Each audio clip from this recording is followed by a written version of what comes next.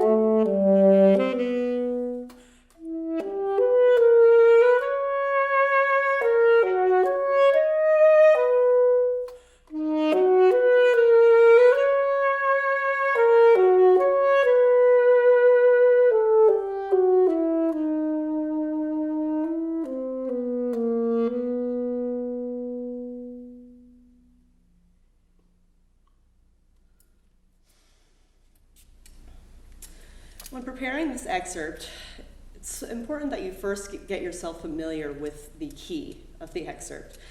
This one is in C sharp minor, which is kind of a tough key to play in. Not only, of course, figuring out the notes, but also tuning-wise. So I would familiarize yourself with this scale before really delving into this etude.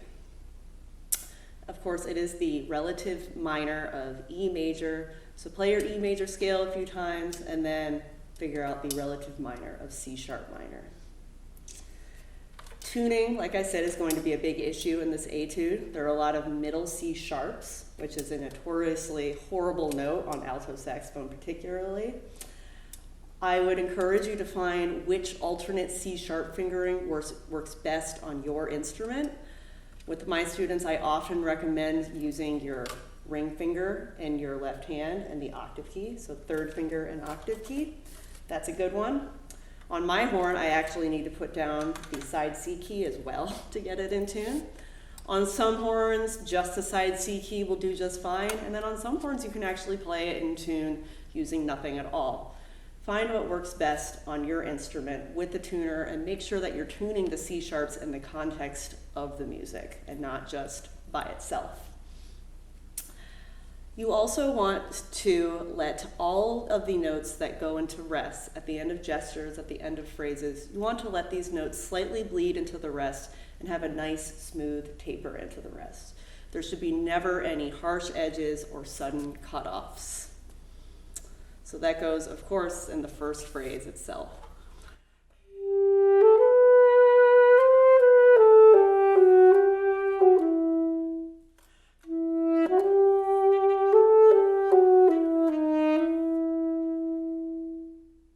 Notice how I let both of those C sharps slightly bleed and taper into the rest. Another pertinent issue in this etude are large intervallic leaps. This is especially evident on the second line and the third line. With these leaps, you want to make sure that you use proper air so that these intervals speak cleanly. You want to use continuous, uninterrupted air to allow the notes to come out in sequence without there being a break in the sound. For example.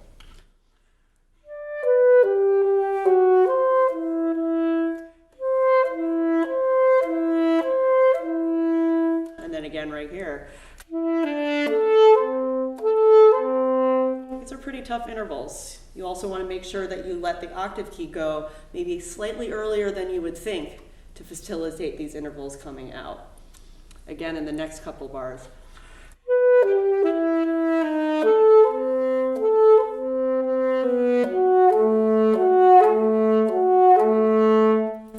So again, isolate these intervals, make make sure that you're using continuous air to allow that slide down to the lower pitch to happen with ease and without a break or crack in the sound. Like I said from the beginning, tuning is always going to be an issue in an etude like this. Spend lots of time in front of the tuner comparing your middle C sharps to the notes in the high register and making sure that there's not too much of a disparity in that the middle register might be flat, the high register might be sharp. You want to close this gap, make sure that your octaves are in tune with each other. And lastly, you want to strive for creating smooth legato lines by always thinking of using a smooth, gentle, uninterrupted airstream. That way we get this sense of continuity with the line. I'm now going to play through the technical etude and provide some pointers for that one as well.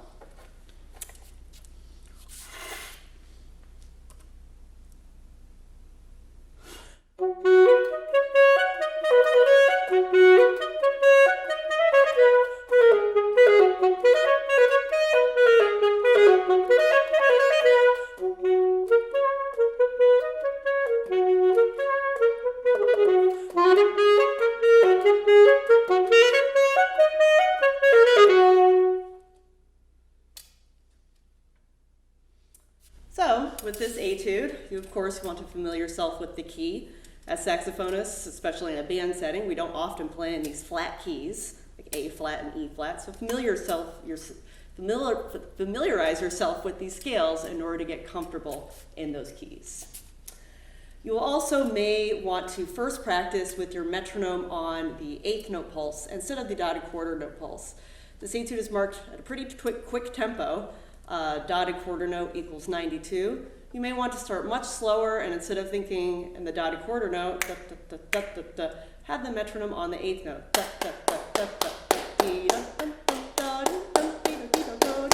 That way you're establishing from the very beginning, playing with a clear, steady pulse, and of course, learning the technique properly as well.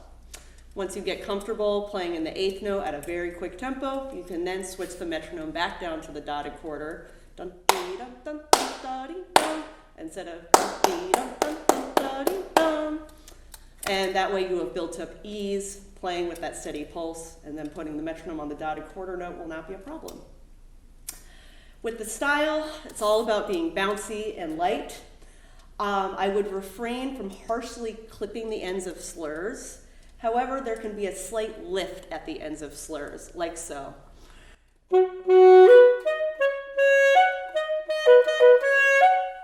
Notice how I put that lift at the ends of these slurs, but I'm not clipping them.